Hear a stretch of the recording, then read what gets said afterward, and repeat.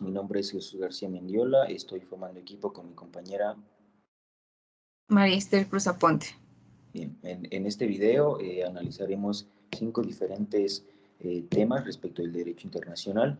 El primero de ellos, el concepto de responsabilidad internacional. En segundo, las infracciones del derecho internacional, así como también las causales de justificación y sus excluyentes. De igual manera, las consecuencias jurídicas de los ilícitos que se realicen dentro del ámbito del derecho internacional, así como su aplicación. Esto con el fin de analizar la importancia y la función de los sujetos del derecho internacional público. En primer lugar, tenemos el concepto de responsabilidad internacional, que es entendido de acuerdo a la doctrina internacional como aquellas sanciones a las que los sujetos internacionales pueden hacerse acreedores, en especial los estados con personalidad jurídica propia, y que estas conductas deben ser o deben resultar contrarias o violatorias al derecho internacional público. A pesar de que no existe una convención o algún tratado que determine específicamente la responsabilidad internacional, existen diferentes normas determinadas por la costumbre, las cuales dan lugar a una actualización de responsabilidad internacional. La primera de ellas es la conducta ilícita. Es entendida como aquella conducta que ha sido llevada a cabo por un sujeto del derecho internacional, como lo puede ser un Estado, con violación a las obligaciones que estaban determinadas dentro de algún convenio, de algún tratado, etc. Y que estas violaciones, una vez que no se llevaron a cabo o que las llevó a cabo, resultaron como consecuencia de un perjuicio hacia otro sujeto del derecho internacional. En segundo lugar, tenemos al daño, que se entiende como el perjuicio que ha causado en un Estado motivo de una conducta ilícita del Estado que actuó en violación a lo dispuesto por el derecho internacional público. Este daño puede ser tanto material como moral y se debe analizar pues más a fondo para poder determinar si se actualiza uno u otro.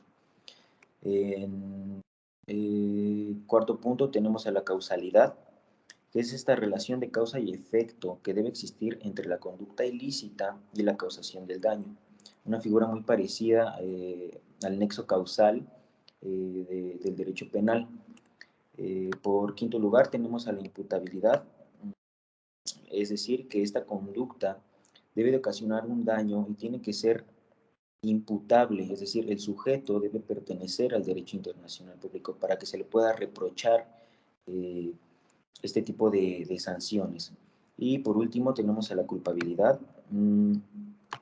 La culpabilidad es llevada a cabo por un sujeto del ámbito internacional para poder exigir la reparación del daño o que quiera comprobarse que existió una intención por parte de otro Estado de llevar a cabo una conducta ilícita y de poder generar consecuencias negativas.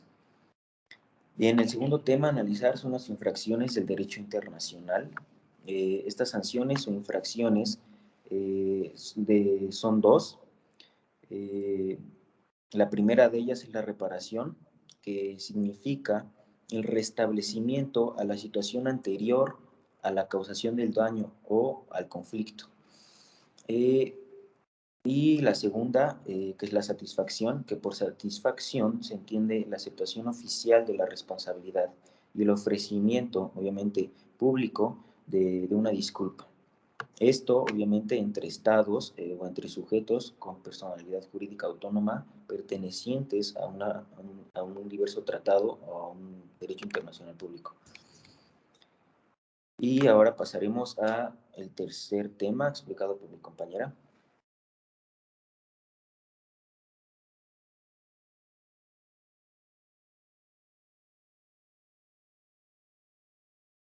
No te escuchas.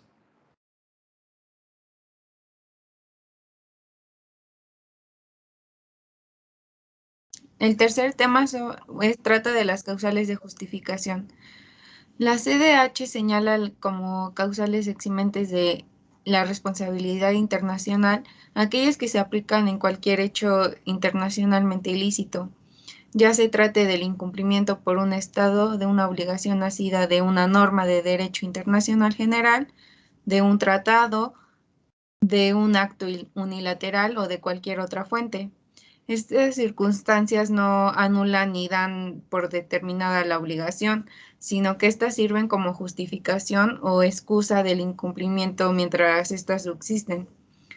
Las causales de justificación de la responsabilidad del Estado encontramos a la defensa propia, que es aquella autodefensa que con concordancia a la Carta de las Naciones Unidas justifica el empleo de medidas prohibidas en su artículo 20 de dicho proyecto. También nos señala la fuerza mayor y el estado de necesidad. La fuerza mayor es aquella que consiste en una causal de justificación en caso de acontecimientos externos, ya sea las imprevenciones o la irresistibilidad. ¿Qué era?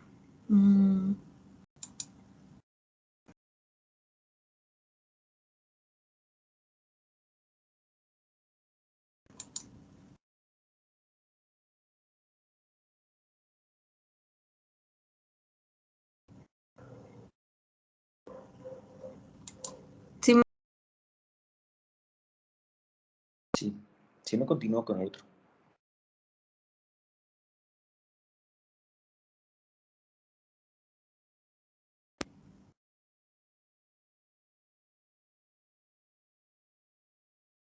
¿ya me escuchan? Ya. Ya. Ok.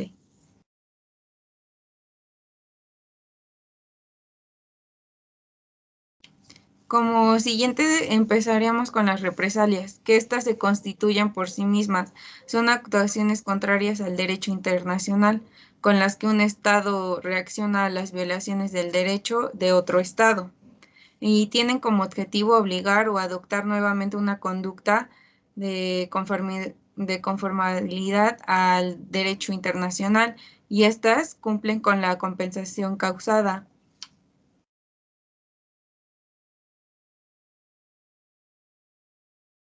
Por último, terminaremos con los regímenes de autocontenidos.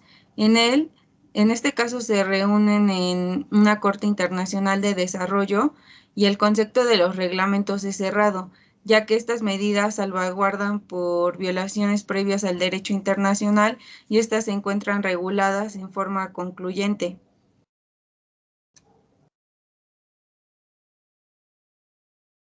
Continuaremos con el cuarto tema, que es sobre las consecuencias jurídicas de los ilícitos del derecho internacional. Bueno, en este encontramos a la comisión de un ilícito de un derecho que obliga a un principio la eliminación de una situación de una violación de derecho internacional y se restablece con la situación anterior. La reparación debe de ser breve y a la medida de lo posible debe de anular todas las consecuencias de un acto ilegal. Esta restablece la situación que debe haber existido con una probabilidad sino del acto si no hubiera cometido ese acto.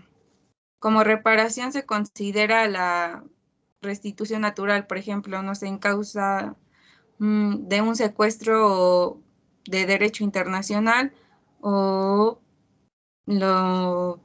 ¿qué otra cosa podría ser?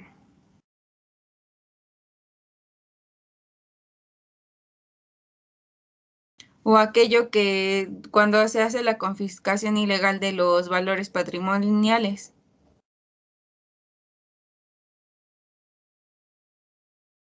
Con ello continuaremos con el quinto tema, sobre la aplicación del derecho internacional. Ok. Bueno, como hemos visto a lo largo de lo descrito, tanto por mi compañera como por mí, toda esta serie de conductas o de actos que conllevan a la misma consecuencia, es decir, una responsabilidad y por lo tanto una infracción, el derecho internacional público debe de auxiliarse de la rama de la materia penal para poder llevar a cabo estas infracciones. es decir, su aplicación está en función del auxilio de la materia penal. La aplicación de este tipo de sanciones dio lugar a un órgano internacional que recibió un impulso considerable con la creación del Tribunal Penal Internacional, esto en 1993, y del Tribunal Penal Internacional para Ruanda, con base en las resoluciones del Consejo de Seguridad de las Naciones Unidas. Los fundamentos para la creación de una jurisdicción penal internacional de carácter general se encuentran en el Estatuto de la Corte Penal Internacional. Luego de que dio lugar a estos fundamentos, se creó o se dio la ratificación, esta por parte de 60 estados, entrando en vigencia en el año de 2002. Sin embargo, este estatuto fue rechazado por los Estados Unidos y en vista de lo posible, pues se sometieron a los miembros de la Fuerza Armada Americana a crear un tribunal, ya que este se considera como un consejo de seguridad. Los Estados Unidos había suscrito en el estatuto que luego de que procedieron a aclarar que se abstenían del ratificado definitivamente, los estados miembros de la Unión tenían tropas internacionales, la ISAF, en Afganistán, y estas aseguraran un acuerdo con el gobierno interno de Afganistán y con sus soldados no fueran enviados para un tribunal internacional. Por esta razón, la crítica europea ha rechazado al americano de la Corte Penal Internacional y este perdió, o sea, fuerza de manera considerable. Bueno, considerable.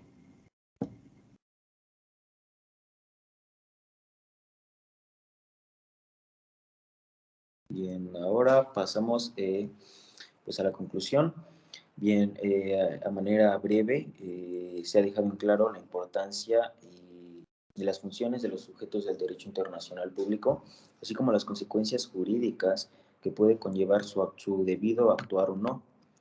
De la misma manera, las teorías sobre la responsabilidad penal y de que es necesario el auxilio de esta materia para la aplicación de determinadas sanciones en el ámbito internacional, siempre y cuando los sujetos involucrados cuenten con personalidad jurídica propia y que estos hayan suscrito por propia voluntad un acuerdo, un tratado o un convenio de su interés con otro sujeto del derecho internacional.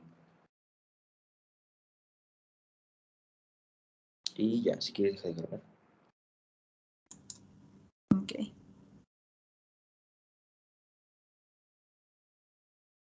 Voy a dejar de grabar.